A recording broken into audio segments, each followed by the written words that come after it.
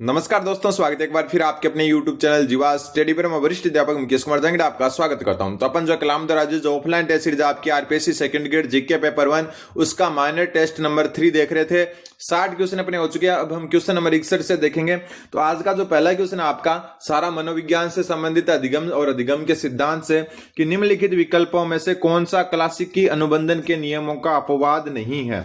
मतलब जो आपका क्लासिकी अनुबंधन सिद्धांत है किसके द्वारा दिया गया है? पावलोव के द्वारा। जो प्राचीन अनुबंधन सिद्धांत है उसके हिसाब से जो है कौन सा अपवाद नहीं है, मतलब उससे अलग नहीं है। तो सबसे पहले कि अधिगम में जैविक बाधा, जैसे इसमें क्या होता है, वही जो है कुत्ते को जो है भोजन दिया जाता है उससे पहले घंटी बजाई जाती है, और कई बार क्या होता है फिर धीरे धीरे अनुबंधित हो जाता है और घंटी बजाते ही कुत्ते के मुंह में बिना भोजन के ही लार आ जाती है। तो वो सिद्धांत है। तो इसमें क्या है कि अधिगम में जैविक बाधा, अधिगम में जैविक बाधा ये क्या है, इसका अपवाद है। मान लो कि जो है कई बार क्या होता है कि अधिगम में कोई जैविक बाधा आ जाती है कि खाना आपके मन पसंद का नहीं हो, खाना जो है आपका जो है मतलब कोई चीज जो आपका उद्दीपक है वो आपको पसंद नहीं हो, असंतोषजनक हो, तो ये जैविक बाधा जो है ये अपवाद है। फिर बात करें अधिगम में स्वाद विमुक्तता। मान लो कि आपको घंटी बजा के जो है एक ऐसी चीज खाने के लिए दी जा रही है जो आपको स्वादिष्ट नहीं लगती है, तो इसका मतलब आपका अनुबंधन होगा ही नहीं। तो यह बात भी बिल्कुल सही है, यह भी अपवाद है। लेकिन सीआर का अधिग्रहण, सीआर क्या होता है? सीआर हो गया आपका कंडीशनल रिस्पॉन्स। रिस्पॉन्स जो कंडीशनल रिस्पॉन्स है आपका, यानी सीआर है उसका अधिग्रहण, यानी कि उसको जो है और अच्छे से करना। ठीक है, तो वो जो है इसका एक जो है अपवाद नहीं है, ये इसी का एक अंग है। तो यहां उत्तर हो जाएगा केवल सी। इस क्वेश्चन को थोड़ा लॉजिकली आपको समझना पड़ेगा। फिर एक परिभाषा, एक कथन है, डायरेक्ट याद रखना आपको कि अधिगम विकास का प्रक्रम है। अधिगम विकास का प्रक्रम है, ये कथन किसका है? तो ये कथन आपका वुडवर्थ का है। ऐसे क्वेश्चन को आपको डायरेक्ट याद रखना है, क्या पता क्वेश्चन यही आ जाए और आप जो है सही करके आ जाओ। तो अधिगम विकास का प्रक्रम है, ये कथन आपका वुडवर्थ का है। जैसे ही जो है अपने 100 क्वेश्चन हो जाएंगे तो टेलीग्राम ग्रुप का लिंक जो डिस्क्रिप्शन में दिया हुआ है वहां पर जो है आपको सॉल्यूशन के साथ में, देखो ऐसे सॉल्यूशन जो पहले के क्वेश्चन के भी सॉल्यूशन अभी अपने पास अवेलेबल है, पूरा का पूरा पेपर सॉल्यूशन के साथ उस जो है ग्रुप में डाल दिया जाएगा। लिंक डिस्क्रिप्शन में दिया हुआ है। पहले 2 पेपर जो है माइनर 1 और माइनर 2 वहां पर पहले से अपलोड कर दिए गए हैं सॉल्यूशन के साथ। फिर निम्नलिखित में से कौन सा एक निर्माणवाद उपागम का प्रकार है? निर्माणवाद का दूसरा नाम है संरचनावाद। संरचनावाद को ही निर्माणवाद कहते हैं। इसका कौन सा एक उपागम प्रकार है? तो देखो निर्माणवाद या संरचनावाद 2 भागों में बंटता है। सबसे पहले आता है व्यक्तिगत संज्ञानात्मक, व्यक्तिगत संज्ञानात्मक संरचनावाद, संरचनावाद। ठीक है, दूसरा जो आता है वो आता है सामाजिक संरचनावाद।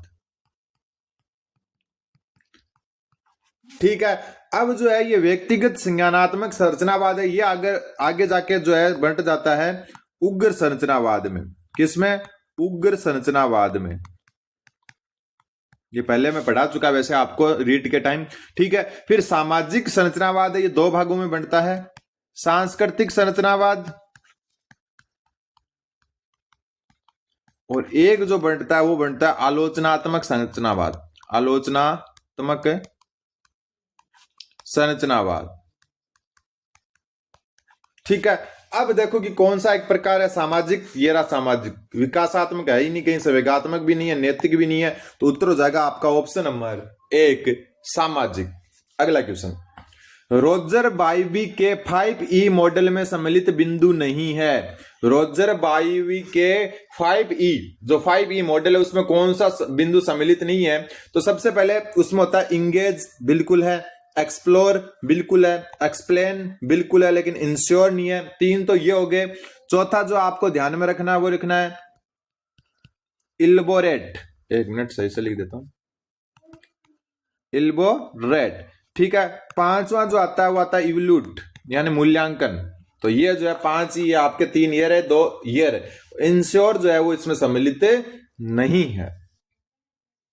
अगला क्वेश्चन, विकास एवं अधिगम के साथ संबंध के बारे में कौन सा कथन गलत है। सबसे पहले, सीखने के अवसरों से वंचित होना विकास को सीमित करता है। बिल्कुल, अगर आपको सीखने के अवसर कम दिए जाएंगे तो विकास सीमित होगा, बिल्कुल होगा। मानसिक विकास, अगर आप मान लो कि स्कूल ही नहीं जाओ, सीखने के अवसर को अगर अपन स्कूल से जोड़े कि आपको स्कूल ही नहीं भेजे, तो आपका विकास जो है लिमिटेड हो जाएगा, सीमित हो जाएगा। ठीक है, बच्चे तब तक नहीं सीख सकते जब तक वे विकासात्मक रूप से सीखने के लिए तैयार ना हो। बिल्कुल सही बात है। विकासात्मक रूप से मतलब है कि मान लो कि ये 5 साल का बच्चा है, उसको क्या आप 10वीं क्लास में बैठा दोगे, क्या वो सीख पाएगा 10वीं क्लास को? बिल्कुल नहीं सीख पाएगा। मतलब वो विकासात्मक रूप से उस लेवल का होना चाहिए, तभी वो सीख सकता है। ये बात भी बिल्कुल सही है। फिर है, बच्चे परिपक्वता और सीखने का उत्पाद है। बिल्कुल, परिपक्वता और सीखना ये दोनों के मिलकर जो है बच्चा बनता है। ठीक है, परिपक्वता के कारण जो है परिवर्तन होता है, उसको अधिगम नहीं कहते, लेकिन अधिगम को परिपक्वता प्रभावित जरूर करती है। बिना परिपक्वता के आप अधिगम नहीं कर सकते। फिर परिपक्वता की सीमाओं के बावजूद जब सीखने को प्रोत्साहित किया जाता है तो विकास एक निश्चित बिंदु से आगे जा सकता है। तो यही गलत है। अगर आप में परिपक्वता का अभाव है तो कितना भी प्रयास कर लो, आप नहीं सीख पाओगे। जैसे मैं जब 10वीं क्लास में पढ़ता था ना, तब जो है आपका, तब वहां एक स्टूडेंट था, ठीक है, उसकी जो है मानसिकता जो है वो थोड़ा छोटे बच्चे की जैसे थी, तो उसको चाहकर भी आप जो है कुछ नहीं सिखा सकते। तो परिपक्वता भी जरूरी है अधिगम के लिए और विकास के लिए। अगला क्वेश्चन, निम्नलिखित में से कौन सा शिक्षण अधिगम को प्रभावित करने वाला वातावरणीय कारक नहीं है? तो अधिगम सामग्री वातावरणीय है, भौतिक स्थिति भी वातावरणीय है, मनोरंजन की सुविधा भी वातावरणीय है, लेकिन परिपक्वता वातावरणीय नहीं होकर शारीरिक है। क्या है? शारीरिक है। ये वातावरणीय कारक नहीं है, ये शारीरिक कारक है। आगे बढ़े उससे पहले मैं बता दूं कि अपना ऐप है जिसका नाम है आपका परफेक्ट मॉक, जिसका लिंक डिस्क्रिप्शन में दिया हुआ है, वरना आप प्ले स्टोर से डायरेक्ट डाउनलोड कर सकते हो। यहां अभी जो है आपको मात्र 49 रुपए में नवंबर 2025 से जून 2026 की टेस्ट सीरीज मिल रही है। ठीक है, हर महीने का अपडेट हो रहा है। साथ में खेल पुरस्कार बजट वगैरह की अलग से टेस्ट मिल रहे हैं। ठीक है, डेमो टेस्ट फ्री दिए हुए हैं। तो मेरे कहने पर डेमो टेस्ट देखें एक बार। डेमो टेस्ट से आपको जो है टेस्ट सीरीज का लेवल पता चलेगा, और हर क्वेश्चन खुद का बनाया हुआ है नोट से, ना कि कॉपी पेस्ट है। ठीक है, और इसी पर जो है मात्र 249 रुपए में आपको मिल रही है फर्स्ट पेपर की टेस्ट सीरीज। और इसमें जो है 10-15 टेस्ट ना होकर 55 टेस्ट मिल रहे हैं आपको। कितने? 55 टेस्ट। और ये टेस्ट सीरीज भी आपको जो है 2 डेमो टेस्ट इसमें फ्री दिए हुए हैं, ताकि आपको पता चले कि लेवल क्या है। तो मेरे कहने पर एक बार जरूर आप जो है डेमो टेस्ट देखकर देखें, डिस्क्रिप्शन में लिंक दिया हुआ है। फिर है, सीखने की परिस्थितियों में सुसंगत तथ्यों को असुसंगत तथ्यों से अलग करके प्रस्तुत करना सीखने के किस नियम का परिचायक है? आपने थांडाई के 5 गौण नियम पढ़े होंगे। ठीक है, जिसमें बहु अनुक्रिया का नियम, सादृश्य परिवर्तन का नियम, मनोवर्ती का, साचर्य स्थानांतरण का, आंशिक अनुक्रिया का नियम, ये 5 गौण नियम है। और 3 जो है मुख्य नियम है। तत्परता का नियम है, जिसमें प्रभाव का नियम है। ठीक है, उपयोग का नियम है। तो ये जो है आपको पता ही है, 3 जो है थांडाई के मुख्य नियम और 5 गौण नियम है। इसमें से एक बोला है कि सीखने की परिस्थितियों में सुसंगत तथ्यों को असुसंगत तथ्यों से अलग प्रस्तुत करना निम्न सीखने के किस नियम का परिचायक है? बहु अनुक्रिया का नियम तो हो ही नहीं सकता, कारण कि बहु अनुक्रिया में तो मतलब कि बार बार अभ्यास करो, प्रयास त्रुटि कह सकते हैं अपन एक प्रकार से। सादृश्यता का नियम भी वही हो गया, ये हो ही नहीं सकता। सादृश्यता का नियम का मतलब क्या हो गया कि एक जैसे दिखने वाली चीजों पर, ठीक है, मतलब अगर कोई चीज आप नहीं सीखनी चाहते हो तो उससे मिलती जुलती जो आपने पहले सीख रखी है, तो वैसे सादृश्यता का हो गया। साचर्यात्मक स्थानांतरण का नियम है, वो भी सेम है। मतलब कि आपको जो है कोई नई चीज सीखनी है तो जो पहले उस टाइप की जो चीजें आपने सीख रखी है उनको उसमें उपयोग लो। तो यहां पर आता है तत्व प्रबलता का नियम, इसको मनोवर्ती का नियम भी कह सकते हैं आप। 1 मिनट, मोटा हो गया पेन का साइज, कम कर लेते हैं अपन। इसको आप जो है क्या कह सकते हो? मनोवर्ती का भी नियम कह सकते हो। मनोवर्ती का नियम का ही दूसरा नाम है आपका तत्व प्रबलता का नियम। इसके अंतर्गत आप जो है आप मनोवर्ती होनी चाहिए आपकी, सुसंगत तथ्यों को असुसंगत तथ्यों से अलग करना, तत्व प्रबलता का नियम। और ये भी थांडाइक ने दिया है, ध्यान में रख लेना। थांडाइक का ही जो है मुख्य नियमों में से एक का उपनाम है। अगला क्वेश्चन, कोहलर ने अधिगम संबंधित प्रयोग 1913 से 17 के दौरान कैनरी द्वीप, कौन सा द्वीप, कैनरी द्वीप पर किए। उस चिंपैंजी जिस पर अंतर्दृष्टि अधिगम का प्रयोग संपादित किया गया, क्या नाम था? तो उस चिंपैंजी का नाम था आपका सुल्तान। और आपको पता है कोहलर ने जो सिद्धांत दिया उसको कहते हैं सूझ का सिद्धांत। कौन सा सिद्धांत कहते हैं? सूझ का सिद्धांत कहते हैं। तो ये आपको ध्यान में रखना है, एकदम इजी क्वेश्चन था। आगे बढ़ते हैं। मनोविज्ञान के क्वेश्चन जो है आजकल उतने हार्ड नहीं आते, कुछ एक क्वेश्चन को छोड़कर। किस मनोवैज्ञानिक ने परीक्षण व त्रुटि प्रक्रिया के रूप में सीखने को यादृच्छिकता पर जोर दिया? परीक्षण व त्रुटि प्रक्रिया, या हम कह सकते हैं प्रयास एवं त्रुटि का सिद्धांत। और प्रयास एवं त्रुटि का सिद्धांत आपको पता ही है, E.L. थॉर्नडाइक ने। एकदम easy question, one liner question है ये तो। फिर एक कर्मिक अधिगम स्थानांतरण का उदाहरण है। कर्मिक अधिगम स्थानांतरण का मतलब क्या है कि एक चीज आपने सीखी, मान लो कि आपने जो है ये ए चीज सीखी, अब बी चीज इससे ऊपर की बात है। मतलब मान लो कि ए चीज है कि साइकिल चलाना सीख लिया, अब इसी क्रम में आपको जो है बाइक चलानी सीखनी है। तो ये हो गया कर्मिक स्थानांतरण, मतलब पिछला जो है काम आ रहा है आपके आगे। ठीक है। संस्कृत सीखने के बाद हिंदी व्याकरण में त्रुटि करना, तो त्रुटि कर रहे हो तो सीख तो कुछ रही नहीं होती, ये तो वैसे ही चला गया। फिर साइकिल चलाने के बाद स्कूटी चलाना सीखना। ठीक है, ऑप्शन अच्छा लग रहा है, लेकिन अपन चलते हैं आगे। ठीक है, फिर बात आती है, क्योंकि अपने को सारे ऑप्शन देखने हैं, विज्ञान के नियमों का हिंदी साहित्य में प्रयोग, ये तो कोई कर्मिक नहीं है। फिर स्प्लेंडर बाइक चलाने के बाद हीरो होंडा ना चला पाना तो सीख ही नहीं रहे, तो ये भी गलत है। तो यहां पर उत्तर ऑप्शन 2 हो जाएगा। कर्मी का ना सेम वही मैंने उदाहरण दिया, वो यहां पर आ गया। ठीक है, साइकिल चलाने के बाद में स्कूटी चलाना, क्योंकि साइकिल चलाना स्कूटी चलाने में मदद करता, तो ये कर्मिक अधिगम स्थानांतरण है। फिर निम्नलिखित में से कौन सा कारक अधिगम को सकारात्मक रूप से प्रभावित करता है? पॉजिटिव टाइप से। अर्थहीन वस्तु, विषय वस्तु नेगेटिव, परिपक्वता की कमी नेगेटिव, अभिप्रेरणा की कमी नेगेटिव, जो है सूचनात्मक प्रतिपुष्टि। बस पॉजिटिव ऑप्शन ही बस एक ही बचा है, उत्तर ऑप्शन नंबर 4 हो गया। फिर यार नीचे 2 कथन दिए गए हैं, सत्य बताना है। अधिगम किसी भी कारण से व्यवहार में परिवर्तन है, बिल्कुल गलत बात है। अधिगम जो है सिर्फ अभ्यास, अनुभव और प्रशिक्षण से आए स्थायी परिवर्तन है। तो अगला जो देखो क्या है, अभ्यास या अनुभूति के परिणाम स्वरूप व्यवहार में होने वाले अपेक्षाकृत स्थायी परिवर्तन को सीखना कहते हैं। बिल्कुल, अधिगम जो है अभ्यास, प्रशिक्षण और अनुभूति से जो स्थायी परिवर्तन आते हैं वही होता है। तो इसमें जो है ए गलत बी सही है, तो बी सही और ए गलत, ऑप्शन नंबर 3। फिर कर्मिक अधिगम में निम्न में से कौन सा साचर्य केवल सही अनुक्रिया देगा? कौन सा साचर्य सही अनुक्रिया देगा? तो इसको आपको डायरेक्ट याद रखना है कि कौन सा साचर्य है, मतलब कोई चीज के साथ में अपन देखो क्या कहते हैं, एसोसिएशन। साचर्य का मतलब है एसोसिएशन। तो कौन सा एसोसिएशन, मतलब कोई चीज मान लो कि आपको जो है आप उससे अनुबंधित कब होंगे? जब अग्रगामी साचर्य होगा। अग्रगामी साचर्य का मतलब कि जैसे अपन पावलाव के नियम को देखें तो घंटी पहले बजा रहे हैं बाद में खाना दे रहे हैं ना, तब अनुबंधन अच्छा होगा। तो अग्रगामी यानी कि पहले ही आपको देना होगा। फिर वॉटसन के द्वारा एल्बर्ट नामक बच्चे पर किया गया प्रयोग अनुबंधन के किस गोचर का उदाहरण है? और इनके जो है लिटिल एल्बर्ट एक्सपेरिमेंट,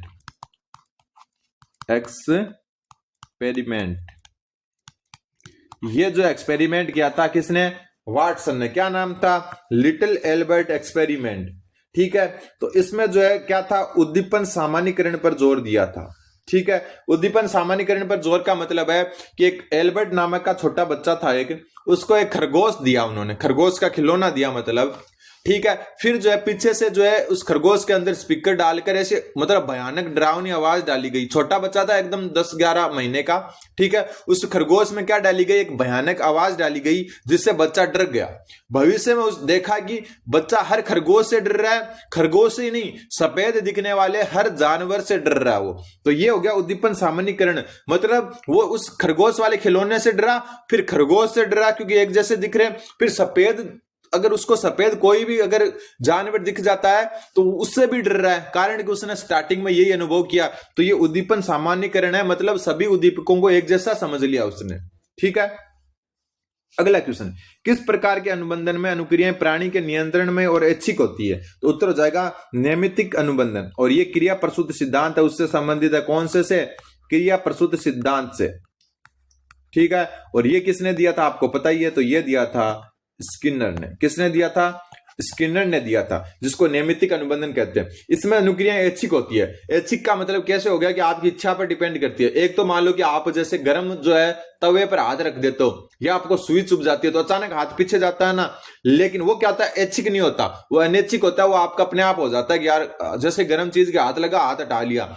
लेकिन नैमित्तिक अनुबंधन में होता है ऐच्छिक, मतलब आपके पास मान लो आपको गर्मी लग रही है या आपके पास मान लो कि आप बैठे हो, फोन है आपका, फोन बज रहा है, किसी का कॉल आ रहा है, अब उठाना या नहीं उठाना आप पर डिपेंड करता है, तो वो ऐच्छिक क्रिया होगी। ठीक है, तो ऐच्छिक क्रिया जो है किस में आती है, नैमित्तिक अनुबंधन, या हम कह सकते हैं क्रिया प्रसूत सिद्धांत में। क्वेश्चन नंबर 76, समूह 1 को समूह 2 से सुमेलित करना है। ये तो एकदम इजी क्वेश्चन है। देखो इसमें जो आ रहा है वो करते हैं। सबसे पहले मनोलैंगिक फ्राइड ने दिया था।